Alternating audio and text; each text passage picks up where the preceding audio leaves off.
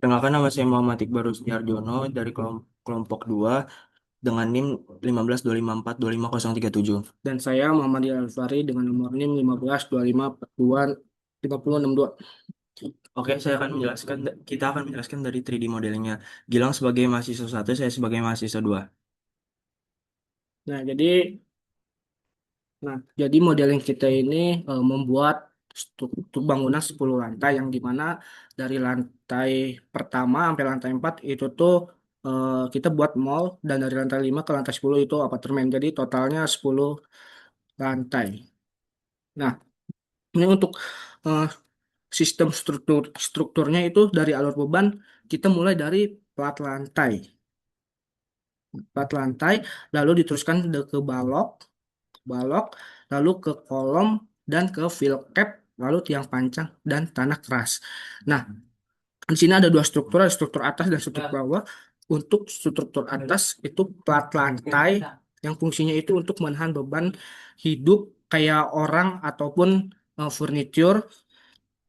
Dan yang kedua itu ada balok atau beam. Nah, fungsinya itu untuk menerima beban eh, plat dari plat yang menyalurkan ke kolom. Nah, yang ketiga itu ada kolom. Nah, kalau kolom itu kan elemen vertikal yang paling penting nih dalam struktur, yang fungsinya itu untuk menyalurkan beban dari balok, dari balok ke pondasi. Nah, lalu ada di apa sistem rangka atau biasa disebut frame system. Itu tuh gabungan antara balok dan kolom. Entar balok, balok dan kolom yang membentuk sistem portal, dan fungsinya itu untuk menahan beban vertikal dan menahan beban sebagian beban lateral atau beban, ya, untuk beban lateral. Nah, selanjutnya itu untuk bagian di struktur bawah. Nah, struktur bawah itu ada fill cap. Ya, itu tuh bagian apa? Bagian tebal di bawah kolom. Bagian tebal di bawah kolom. Nah, Eh, bagian tebal di bawah kolom. Nah, yang fungsinya itu untuk mengikat beberapa tiang pancang dan menyebarkan beban dari kolom ke tiang pancang. Jadi di atasnya kolom tiang pancang itu ada fill cap. Nah, yang kedua itu tiang pancangnya atau biasa disebut fill foundation. Ini tuh elemen vertikal yang memanjang ke tanah. Nih, elemen vertikal yang lurus yang memanjang ke tanah. Dan fungsinya itu untuk menyalurkan beban beban lapisan ke tanah keras di bawahnya. Nah,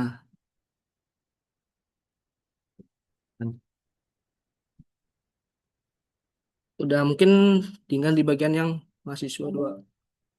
eh, oke, selanjutnya saya akan menjelaskan. Yang pertama itu di bagian pile cap. Kita memiliki pertama kedalamannya itu sekitar 20 meter. Jadi ini cukup dalam. Ini dibalik lagi, kalau yang di sini saya memakai 20, kurang lebih dalamnya 20 meter. Habis itu saya ini namanya pile cap. Terus ada namanya pondasi seluf penyambung. Ini ibarat pondasi tapaknya. Pondasi pondasi tapaknya itu sekitar platnya P kali L. P kali L nya 300 kali 300 cm. Tebalnya sekitar 90 cm. Eh itu habis itu ada atasnya lagi, ada kolom beton yang menyangga seperti ini nih, yang seperti ini nih. Ah, ini sekitar 80 kali 80 dan isinya adalah beton bertulang. Habis itu ada ada lagi yang namanya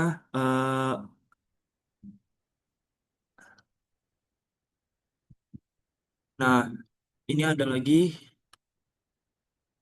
ada beam, ada namanya slope-nya. Di atasnya ada kolom. Ini namanya kita memakai ukuran 340 dan penyambung antara ini dengan bawahnya itu memakai uh, base plate K1. ini ukuran 340 dan plat lantainya. Jadi kita memakai tanah uruknya sekitar 15 sentimeteran dan tebal konkretnya itu sekitar 3 sentimeteran. Itu cukup cukup tebal dan yang di atasnya ini sekitar tebalnya sekitar 5 sentimeteran. Dan di setiap eh, di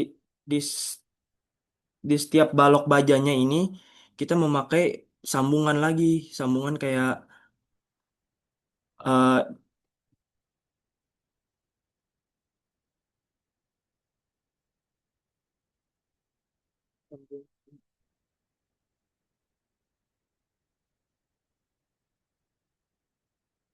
nih di sini kita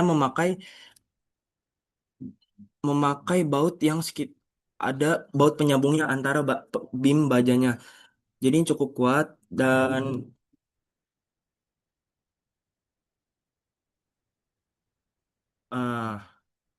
oke, selanjutnya kita akan membahas makalah yang akan diteruskan oleh Gilang. Yang pertama ada tentang Di share screen dulu. share screen dulu. Nggak usah langsung aja kali dong. Langsung Oh, aja. iya. Share screen, Kalau di share screen di kemodelin. Langsung aja balik. Baru di share screen. Nggak usah. share screen. Oke, izin masuk lagi. Di sini saya mau bilang akan membahas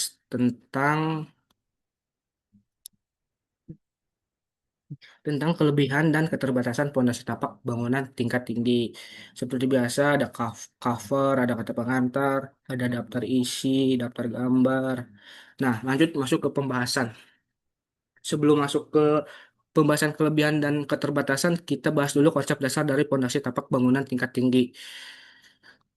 Nah, pondasi tapak adalah salah satu jenis pondasi dangkal yang biasanya digunakan untuk menyalurkan beban bangunan ke tanah di bawahnya agar bangunan tetap stabil dan aman. Nah, pondasi ini tuh biasanya terbuat dari beton bertulang dan dipasang tepat di bawah kolom bangunan dengan bentuk yang lebih lebar di bagian bawah sehingga beban dari bangunan dapat tersebar secara merata. Jadi, kalau di lapangan itu biasanya pondasi tapak itu biasanya disebut ceker ayam. Nah, lalu kalau pada bangunan tingkat tinggi, si pondasi tapak ini tuh fungsinya itu untuk menahan dan meneruskan beban yang cukup besar dari struktur bangunan yang seperti kayak berat lantai, dinding, kolom, kelap disalurkan ke lapisan tanah yang memiliki daya dukung yang cukup kuat. Nah, penggunaan pondasi tapak pada bangunan bertingkat itu tuh biasanya dilakukan jika kondisi tanah kondisi tanah di lokasi pembangunan itu cukup keras dan mampu menahan beban bangunan sehingga tidak perlu menggunakan fondasi dalam kayak seperti yang pancang. Nah, dari maka itu perencanaan fondasi tapak harus dilakukan dengan perhitungan yang tepat agar bangunan tetap kokoh, stabil, aman dalam jangka waktu yang lama. Nah, ini ada kutipannya. Oke, kita langsung masuk ke kelebihan dan keterbatasan. Nah, kan jenis fondasi tapak itu kan ada jenis-jenisnya ya. Nah, yang pertama itu pondasi tapak setempat atau pondasi tunggal. Ini ada contoh gambarnya, ada tulangan kolom struktur, ada kolom strukturnya, ada pondasi hot plate-nya, terus ada besi tulangan pondasi. Nah, pondasi tapak atau pondasi tunggal itu tuh jenis pondasi dangkal yang dibuat untuk menopang satu kolom atau satu titik di di titik beban bangunan dan fungsinya itu untuk menyalurkan beban tersebut secara langsung ke tanahnya. Nah, pondasi ini tuh biasanya berbentuk persegi atau persegi panjang dari beton bertulang yang diletakkan di kedalaman tertentu. Nah, tujuannya itu agar mampu menahan beban struktur bangunan di atasnya. Jadi disengaja dibuat lebih lebar di bagian bawahnya. Nah, kondisi tapak bekerja dengan cara menyebarkan beban dari kolom bangunan ke permukaan tanah yang lebih luas sehingga tekanan yang diterima oleh tanah tidak melebihi daya dukung tanah tersebut. Nah, dari situ polisi dapat bisa menjaga agar bangunannya tetap stabil dan tidak mengalami penurunan yang berlebihan. Nah, untuk kelebihan yang pertama itu biaya konstruksinya lebih ekonomis. Kenapa? Karena fondasi tapak biasanya itu membutuhkan material atau pekerjaan yang lebih sedikit dibandingkan fondasi dalam yang lainnya. Nah, proses pengerjaannya juga lebih sederhana sehingga sehingga apa sehingga sehingga biaya tenaga kerja dan alat beratnya itu dapat diminimalkan. Karena kan tadi modelnya juga kayak simple, cuman kolom kolom terus bagian bawahnya itu lebih dilebarin. Nah, yang kedua itu proses pelaksanaannya itu lebih sederhana atau lebih singkat. Kenapa? Karena pembuatan eh, bentar, Pak.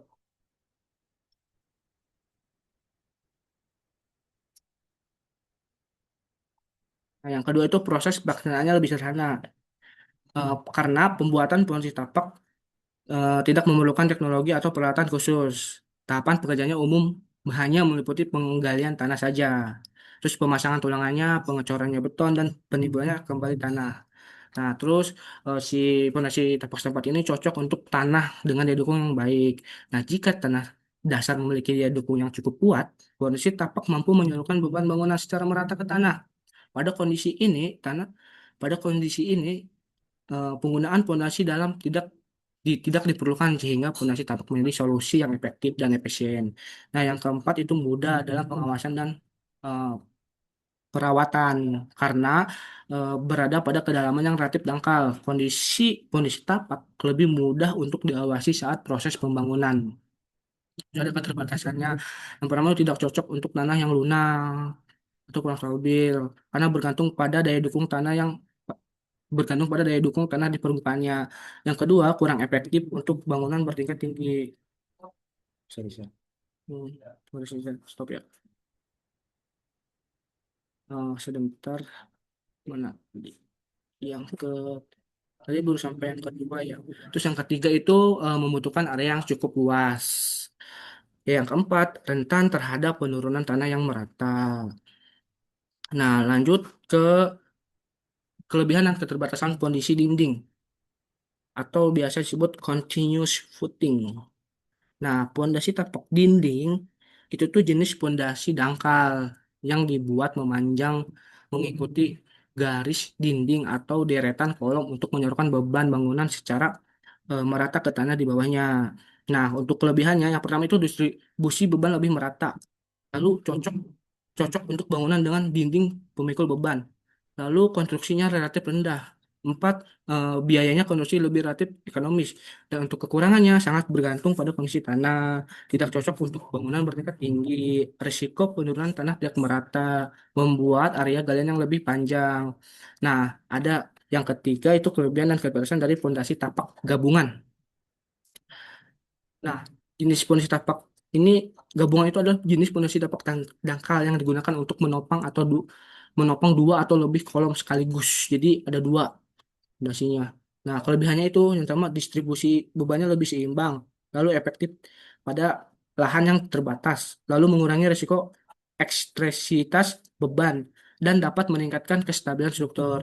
Nah, kalau keterbatasan itu perencanaan strukturnya lebih kompleks dan membutuhkan material lebih banyak. Lalu tidak cocok juga untuk tanah dengan daya dukung yang sangat rendah. Risiko menurunnya juga tidak merata. Nah, terus ada fondasi tapak plat. Kelebihannya itu penyebaran lebih merata, lalu mengurangi risiko penurunan tanah tidak merata, dan keterbatasan itu biaya konstruksinya relatif tinggi dan perencanaan tentunya lebih kompleks. Nah, lalu ada yang pancang nih. Nah, untuk kelebihan itu mampu menahan beban yang bangunan yang cukup besar, lalu cocok untuk tanah dengan daya dukung rendah dan mengurangi risiko penurunan. Keterbatasannya ya pasti konstruksinya lebih mahal, lalu proses pengenalan lebih kompleks. Nah, mungkin lanjut ke pertanyaan dari Bu Irika. Eh Nih, pertanyaan itu mau share screen. Share screen. Mau share screen. Nah, seperti itu keunggulan dan keterbatasannya ya. Nah, jadi kan modeling kita itu menggunakan pondasi yang panjang ya. Nah, yang kita tahu eh, keunggulannya itu yang pertama itu mampu menahan beban struktur yang sangat besar. Kenapa? Karena yang panjang itu dirancang untuk menyarukan beban bangunan hingga ke lapisan tanah keras yang berada di kedalaman tertentu. Terus yang kedua itu cocok untuk kondisi tanah lunak atau tidak stabil. Nah, pada tanah yang lunak, kayak seperti tanah lempung, jenuh, atau tanah rawa, pondasi dangkal sering mengalami penurunan yang besar. Yang pancang menjadi solusinya nih, karena pondasi itu menembus ke lapisan tanah lunak, lubang dalam gitu, dan meneruskan beban ke lapisan tanah yang lebih stabil di bawahnya. Dengan itu, pondasi ini tetap digunakan untuk meskipun kondisi tanah permukaan kurang mendukung. Terus yang ketiga mengurangi resiko penurunan juga. Nah, salah satu masalah utama dalam konstruksi adalah penurunan. Nah, tanah yang dapat menyebabkan retak atau kerusakan struktur. Dengan menggunakan tiang pancang, penurunan dapat diminimalkan karena beban dialihkan ke tanah yang lebih keras dan stabil. Nah, keempat, kualitasnya lebih terjamin. Nah, lanjut ke kekurangan. Kekurangan yang pertama itu biaya konstruksinya relatif lebih tinggi. Yang kedua, menimbulkan getaran dan kebisingan saat pemasangan. Yang ketiga, pelaksanaannya itu membutuhkan perawatan khusus dan tenaga ahli. Nah, kenapa? Karena pemasangan tiang pasang itu tidak hanya dilakukan secara manual, tapi diperlukan alat berat seperti drop hammer, diesel hammer, atau hidrolik lainnya. Mungkin untuk kelebihan dan keterbatasan dari saya cukup segitu. Selanjutnya dari Muhammad Iqbal, mahasiswa 2 akan melanjutkan. Oke, saya akan menjelaskan bagian saya yaitu eh,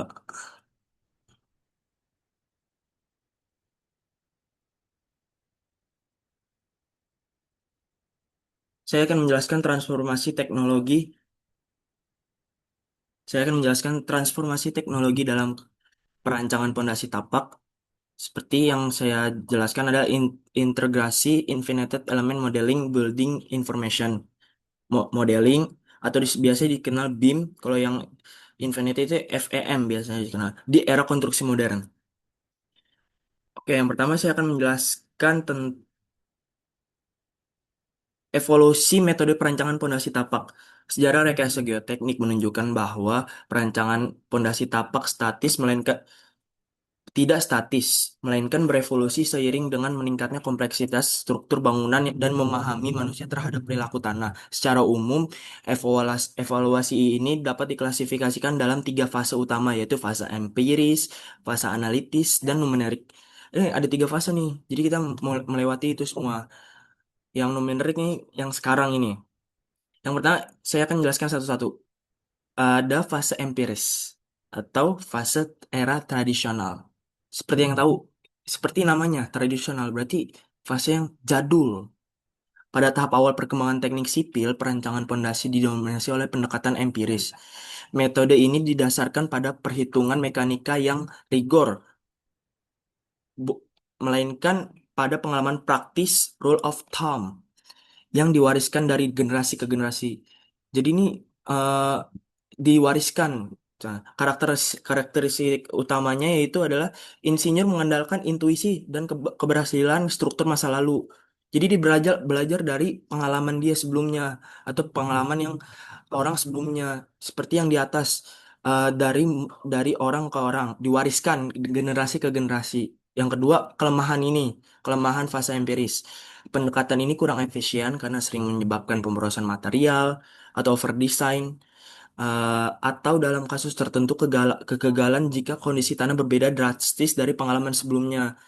Jadi maksudnya di sini adalah eh, gagal tuh gara-gara ko- tidak menyesuaikan kondisi karena dia belajar dari pengalaman sebelumnya. Itu dalam kasus tertentu kegagalan dalam kondisi tanah berbeda drastis dari pengalaman sebelumnya. Struktur bersejarah seperti piramida Mesir atau katedral Eropa adalah contoh keberhasilan metode ini. Nah, kita kan tahu itu. Itu bangunan kuno yang sangat megah dan sampai sekarang masih ada. namun tidak dapat dijamin untuk struktur modern yang lebih tinggi dan sensitif. Yang kedua ada fase analitis era mekanika tanah klasik. Ini mulai naik sedikit. Perkembangan signifikan terjadi pada awal abad ke-20, khususnya setelah publikasi karya Carl Terzaghi pada tahun 1925. Dianggap sebagai bapak mekanika tanah. Nah, ini dia nih, bapak mekanika tanah modern. Jadi, mekanika tanah kita kiblatnya di beliau. Fase ini menandai pergeseran intuisi menuju perhitungan matematis. Jadi yang tadinya kira-kira terus eh, dari warisan ke warisan, sekarang lebih ke perhitungan matematis. Karakteristik utamanya yaitu metode ini menggunakan persamaan analitis dengan menghitung daya dukung ultimate dan penurunan atau settlement. Teori-teori seperti Terzaghi, Meyerhof, dan Hansen menjadi landasan utama. Ini landasan utamanya. Untuk asumsi dasarnya, yaitu mempermudah perhitungan manual. Metode ini sering mengasumsikan tanah sebagai material yang homogen, hidrophobic, dan elastis. Batas-batas tanah dianggap sebagai datar dan seragam. Kelemahannya meskipun presisi daripada sebelumnya, pendekatan analisis sering gagal. Kompleksitas di tanah, asumsi homogen jarang terjadi di alam. Oke, selanjutnya ada fase numerik. Eh, Fase numerik itu revolusi yang sekarang, yang ada yang ingin saya jelaskan yaitu FEM, Finite Element Method, dan eh, BIM. Habis itu karakteristiknya ini adalah metode ini distraksi seperti yang saya bilang tadi dan diimplementasikan ke perangkat lunak khusus, misalnya Plaxis, Geos, Abacus. Permodelan lanjutan metode ini dimodelkan perilaku tanah yang non-linear, anisotropik, dan heterogen. Konstruktif metode lebih canggih seperti hardening soil dapat digunakan untuk mensimulasikan kegagalan tanah. Keunggulannya adalah fase ini memungkinkan analisis interaksi tanah struktur yang lebih realistis. Jadi kita lebih tahu nggak harus dari langsungnya. Jadi kita dari software aja udah bisa tahu ini kuat atau enggak, seberapa kuat, seberapa lembek tanahnya, seberapa kita harus pakai lebih terstruktur lebih tepatnya. Habis itu ada yang saya ingin jelaskan yaitu Finite Element Modeling atau FEM. Dalam geoteknik, finite FEM adalah komputasi masalah fisika yang kompleks seperti perilaku yang tidak beraturan menjadi sistem persamaan matematika dapat diselesaikan oleh komputer. Nah, jadi masalah-masalah itu bisa diselesaikan oleh komputer seperti saya bilang tadi. Ada di dalam Infinite ini ada FEM ini ada simulasi interaksi struktur atau SSI yang realistis. Metode konvensional yang sering terjadi mengasumsikan tanah sebagai gas yang kaku atau pondasi yang berbentuk yang kaku. Tanah eh, yang selanjutnya ada penanganan non linear. Ini masih dalam lingkup FEM, tanah material elastoplastik, bukan material elastik linear seperti baja. Artinya hubungan antara tegangan atau stres atau regangan strain tidak selalu lurus. Modelnya yaitu FEM, memungkinkan permodelan tanah canggih seperti hardening soil atau Moorhouse-Kolm. Model ini mensimulasikan bagaimana tanah mengeras saat dikompresi dan melunak saat mengalami pergeseran. Selanjutnya ada saya akan menjelaskan yaitu ada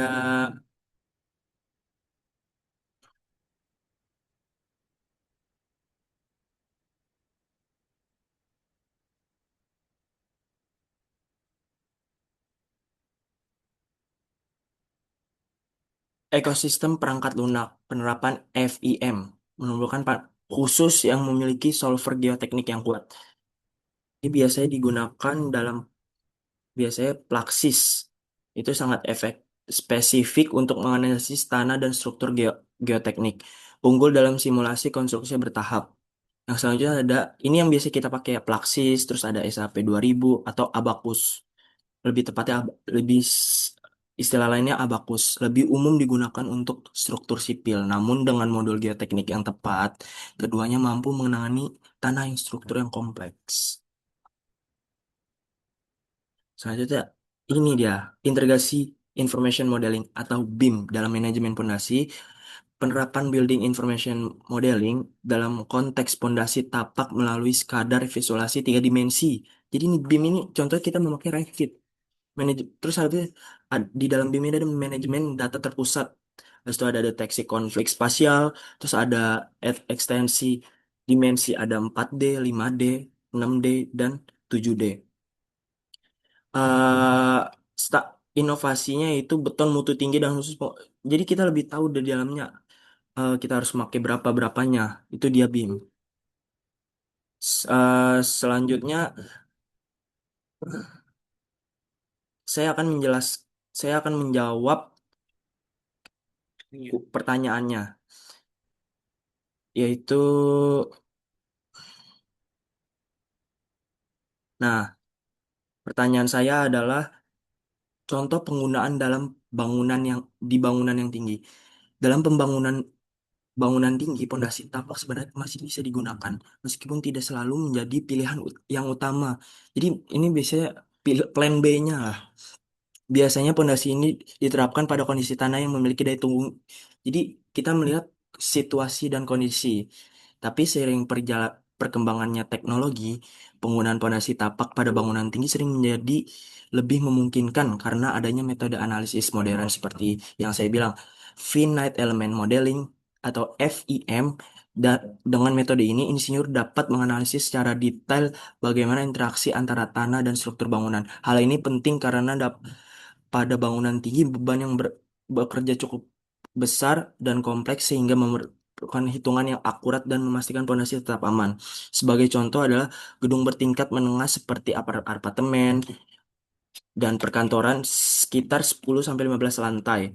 Selain itu, teknologi BIM ini berperan penting dalam perencanaan pondasi. BIM memungkinkan semua data, mulai dari struktur hingga kondisi tanah, terintegrasi satu sistem. Dengan begitu, perencanaan pondasi tapak lebih mengurangi memungkinkan kesalahan saat melaksanakan lapangan.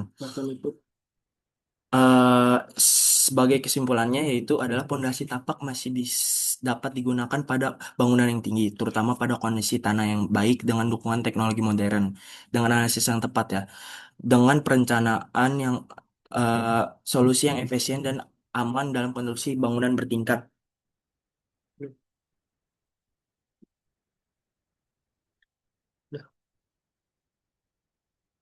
Ya, terima kasih. Eh Mohon Mungkin maaf ya mungkin dari saya cukup sekian. dari kami. Kurang lebihnya mohon maaf. Saya tutup. Wassalamualaikum warahmatullahi wabarakatuh. Terima kasih.